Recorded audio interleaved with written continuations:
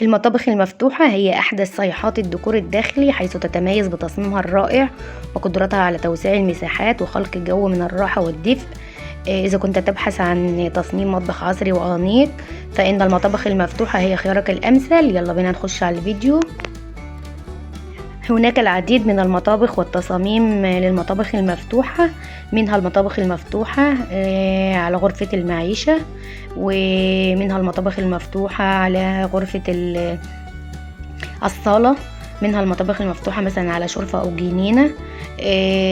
هقول لكم بقى منها المطابخ المفتوحة ببار، ومنها المطابخ المفتوحة ببار جزيرة اللي هو فيه ترابيزة تبقى سهلة الأكل فيه. وطبعا المطابخ المفتوحة بتتميز باستخدامها للمساحات، وممكن لو انت مساحة مطبخ صغير تعملي برضو مطبخ مفتوح يبقى في ترابيزة في النص وتاكلوا فيها برضو، هتقدري تستخدمي المساحات فيه. والمطبخ المفتوح بيتميز بألوانه الهادية الجميلة الرقيقة اللي تدي أناقة وتدي هدوء وراحة.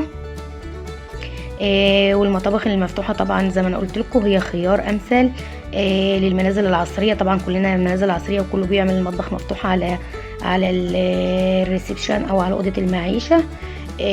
بتدي مساحات جميلة، بتدي جو راحة ودفء كده ما بين افراد الاسرة، بتصميم المطبخ الانيق مع الالوان الانيقة مع الاضاءة الحديثة.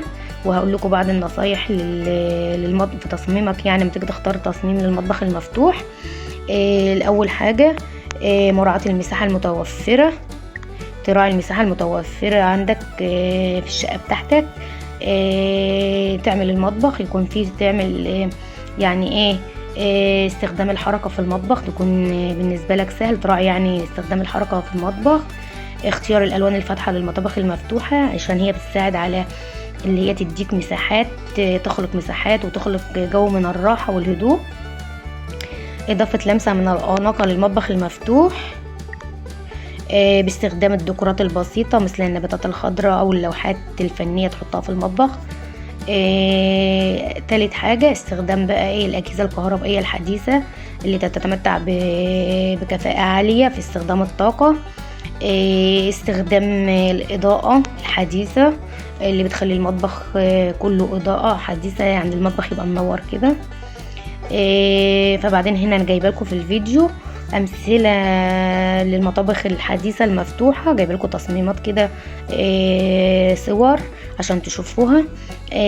ما تنسوش تقولوا لي جايبه لكم صور للمطبخ المفتوحه على غرفه المعيشه، وجايبه لكم صور للمطبخ المفتوحه على الصاله كده يعني، وشويه صور جميله كده. اتمنى الفيديو دوت يعجبكم، وما تنسونيش في الشير واللايك وسبسكرايب للفيديو وشير لكل اصحابكم عشان الفيديو يوصل لاكبر عدد من الناس. بقول لحبايب قلبي اللي بيشوفوا قناتي لاول مره ما تنسوش تشتركوا في القناه عشان يوصلكم كل جديد ومميز مننا، وتقولوا لنا انتوا بتشوفونا منين وايه احسن مطبخ عجبكم. هتشوفوا هنا الوان مطابخ جميله جدا، وطبعا تراعي مساحه المطبخ مع مساحه الشقه، وتراعي طبعا ميزانيه المطبخ بتاعك. في طبعا مطابخ مفتوحه معموله من الرخام، وفي مطابخ معموله من الخشب.